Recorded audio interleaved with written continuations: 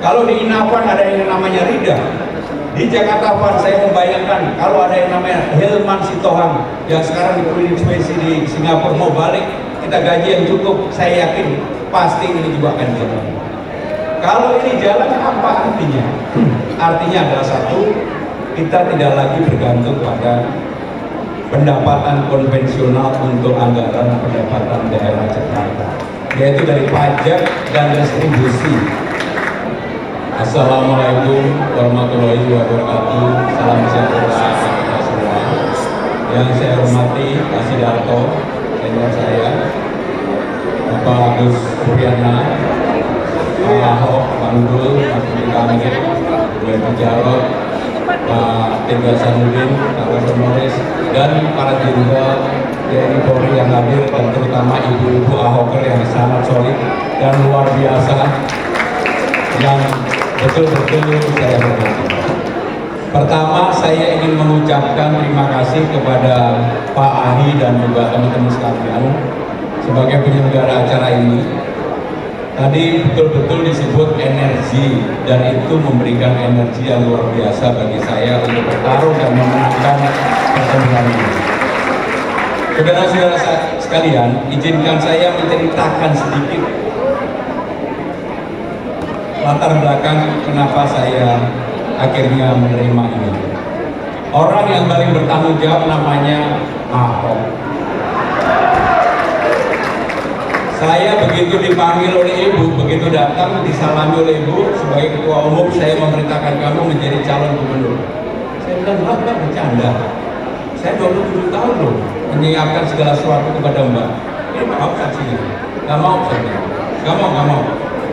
Enggak, ini hak prerogatif saya gunakan.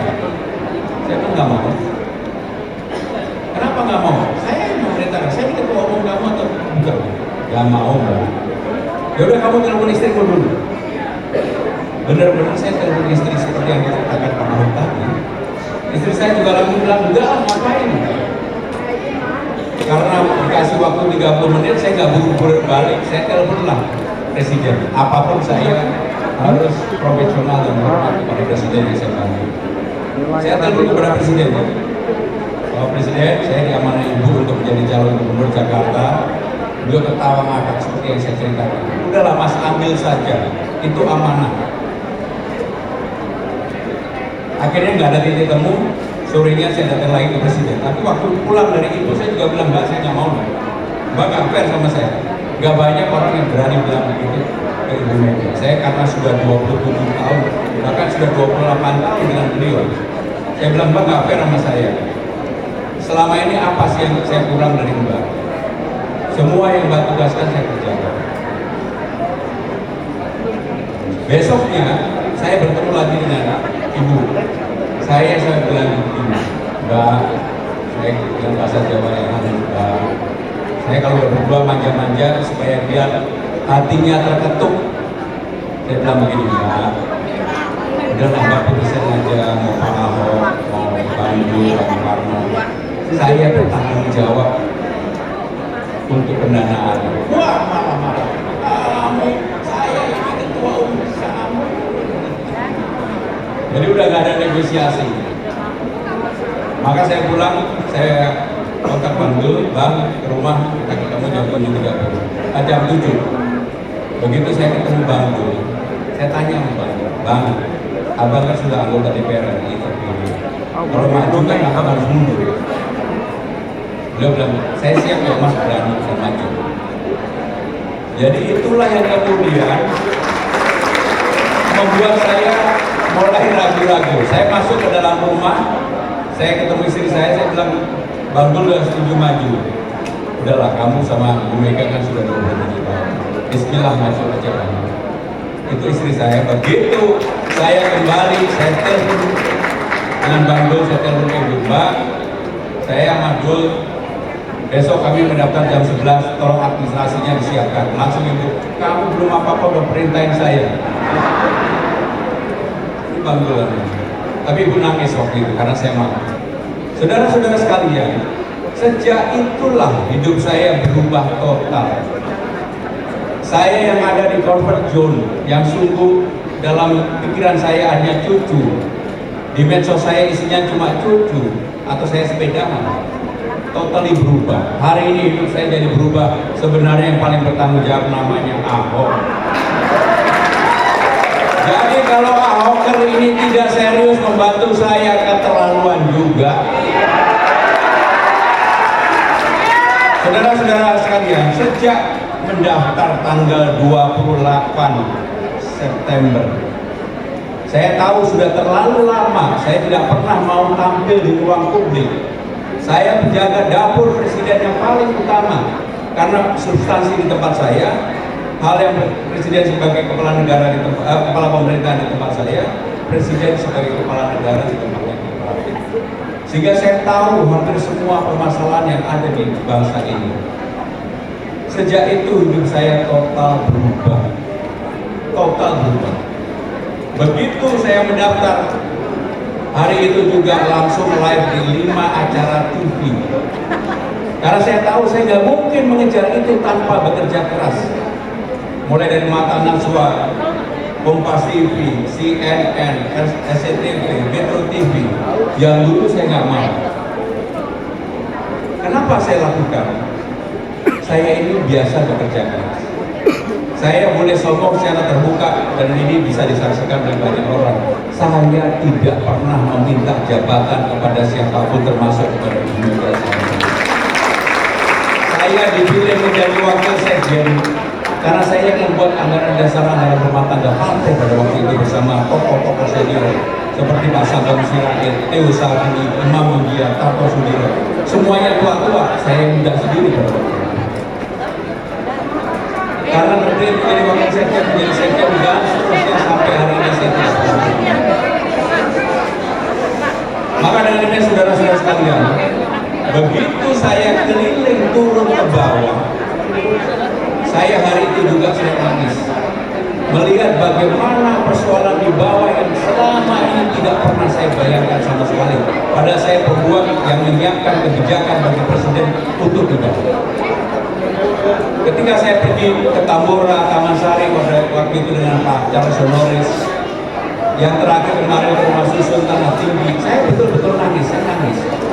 Gak terbayang dalam hidup saya di Jakarta yang begitu dekat dengan pusat-pusat kekuasaan, ada kehidupan yang begitu beda, drastis, disparitas antara kaya dan miskin. Pak Ahok, sekarang tanpa Pak Ahok suruh, saya udah jatuh cinta kepada warga Jakarta, dan saya akan kerja keras, fight.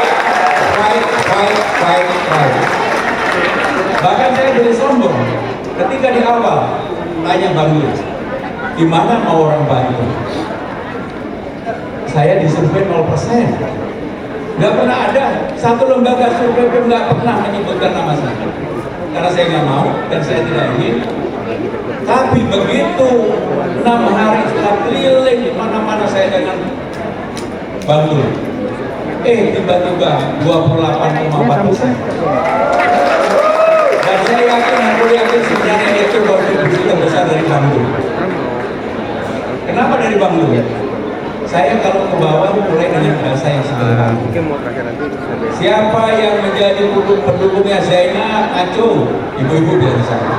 Sebab siapa yang pendukungnya Sarah, Acung, Sarah Zainab berantem bertahun-tahun gak pernah bisa mendapatkan cintanya Dul. Saya lah yang mendapatkan cintanya Dul, namanya Prabowo. Saya pakai bahasa yang sederhana. Benar nggak Bang Dul? Saya juga terus terang selama begitu saya bersalaman sama Bang Dul, chemistry kami sama. Saya biasanya Bang Dul aja yang pidato, Bang Dul bilang Mas aja. Karena kita berdua bukan orang yang mencari panggung atau yang kemudian narsis dengan dirinya sendiri. Karena bagi saya kerja keras itu lebih penting dibandingkan hanya kemudian tampil sebagai bagian dari salon domestik media secara terbuka. Saya secara khusus dalam kesempatan di teman-teman Ahok ini saya ingin menyampaikan beberapa hal. Legacy Pak Ahok di Jakarta sebenarnya luar biasa. Maka dengan sederhana saya akan mengatakan legacy yang sudah baik. Contoh, paling gampang yang diingat, Kalijodo. Dari Haram Jadah menjadi tempat yang begitu terhormat bagi anak-anak, bagi orang tua untuk bermain, ruang terbuka umum, Kalijodo. Salah satu problem bangsa ini adalah ego pemimpin. Kalau saya jadi gubernur Pak Ahok, saya janji bukan hanya kepada Pak Ahok, saya janji kepada seluruh gubernur yang ada, termasuk Mas Anies. Apa yang baik di Pak Ahok, apa yang baik di Mas Anies, apa yang baik di Sutioso, apa yang baik di Vogel, saya akan tunjukkan. Yang membedakan saya sama Pak Ahok tegas pakai marah-marah, matanya lihat apa? Terbelalak-belalak, walaupun kurang terbelalak. Kalau saya berani memutuskan dengan senyum, karena saya tidak punya beban. Dan kalau kemudian insya Allah kalau saya mendapatkan amanah ini, saya tidak punya beban Pak Ahok pada siapapun. Saya akan melakukan hal yang terbaik bagi masyarakat Jakarta. Contohnya apa? Pasukan kuning PPSU-nya Pak Ahok itu legend. Tetapi harus dirubah, diperbaiki. Kontraknya jangan setiap tahun dievaluasi. Kemudian syaratnya jangan SLTA, SD aja cukup. Yang penting itu kemampuan untuk bekerjanya, etos kerjanya yang luar biasa. Sehingga dengan demikian Pak Ahok, tadi saya dari pagi sudah keliling, tadi pagi ke Jakarta Barat. Mereka minta, kenapa harus dibatasi sampai dengan 56 tahun untuk PPSU? Saya bilang saya akan kaji. Selama panjenengan Sudoyo yang menjadi PPSU tadi masih sehat, maka saya berjanji akan diberikan kesempatan untuk bekerja. Jangan orang kemudian tidak diberikan kesempatan untuk bekerja karena umur. Saudara-saudara sekalian, kalau cerita legasinya Pak Ahok banyak banget. Dan Pak Ahok, supaya ini didengar semuanya, nanti balai kota akan kita buka kembali, orang bisa kapan saja. Tetapi era modern sekarang bisa juga pakai digital. Dan juga kami akan menerapkan apa yang disebut dengan work from everywhere, kerja bisa dari mana saja. Karena eranya sudah era seperti itu. Pak Ahok, saya di kantor saya, Kementerian Sekretaris Kabinet, saya sudah menerapkan itu dan produktivitasnya naik. Karena apa? Anak-anak muda Gen Z dan milenial, dia pengennya bekerja dari mana aja. Maka saya bilang, udah 5 hari, 3 hari kamu di rumah, 2 hari kerja di kantor. Yang paling penting tugas-tugas kamu selesaikan. Dan alhamdulillah menjadi lebih baik. Gubernur Jakarta harus orang yang kemudian juga bisa berkreasi, mencari sesuatu yang baru bagi Jakarta. Karena nggak bisa Jakarta hanya diurus secara konvensional yang selama ini seperti ini saja. Maka Pak Ahok, saya akan membuat yang disebut dengan Jakarta Funding. Jakarta Funding ini semangatnya sama dengan Inna Funding. Kebetulan di Inna Funding atau Indonesia Funding yang sebagai inisiatornya adalah Ibu Menteri Keuangan, Presiden tentunya, saya yang menyiapkan paperwork. Sehingga saya tahu banget ketika Inna Fund dibuat, modalnya 2 triliun tambah 4 triliun, 2 dari APBN, 4 triliun dari BUMN. Sekarang uangnya sudah cukup besar, bahkan di atas 100. Kenapa nggak yang seperti ini kita gunakan juga untuk Jakarta Fund? Kenapa Jakarta Fund bisa? Karena sebagai kolateralnya di Jakarta, sebagai pusat kota global dan perekonomian nasional. Sehingga dengan demikian yang paling penting yang lurus bukan birokrasi, bukan BUMD, tetapi profesional. Kalau di Inna Fund ada yang namanya Rida. Di Jakarta Fund saya membayangkan kalau ada yang namanya Hilman Sitohang yang sekarang di Spesies di Singapura mau balik, kita gaji yang cukup, saya yakin pasti ini juga akan jalan. Kalau ini jalan, apa artinya? Artinya adalah satu, kita tidak lagi bergantung pada pendapatan konvensional untuk anggaran pendapatan daerah Jakarta, yaitu dari pajak dan distribusi. Kan 2 ini Pak yang utama. Maka ada pendapatan baru. Dan saya membayangkan nggak dari 3 tahun saya yakin pasti di atas 15 triliun bisa didapatkan. Sehingga dengan demikian, kalau ada persoalan-persoalan di masyarakat tentang dana kebudayaan, dana pendidikan, dan lain-lain, ada sumbernya. Bapak Ibu sekalian, Pak Ahok ini setiap hari meneror saya dengan program-program yang dia pikirkan yang belum bisa dijalankan. Mas harusnya begini. Untuk saya sabar loh sama dia. Banyak banget setiap hari ini. Kalau bukan orangnya di depan saya pasti bohong. Ini orangnya di depan saya. Usul ini, usul itu, termasuk calon honorer juga banyak banget usulnya. Tetapi yang paling penting saudara-saudara sekalian, yang saya bisa janjikan kepada saudara-saudara sekalian yang insya Allah akan mendukung saya satu hal, saya akan bekerja dengan sungguh-sungguh. Saya tidak punya beban pribadi, saya tidak punya beban kepada partai saya tidak punya beban kepada siapapun. Saya akan berbuat yang terbaik untuk warga Jakarta. Itu yang saya janjikan. Terima kasih.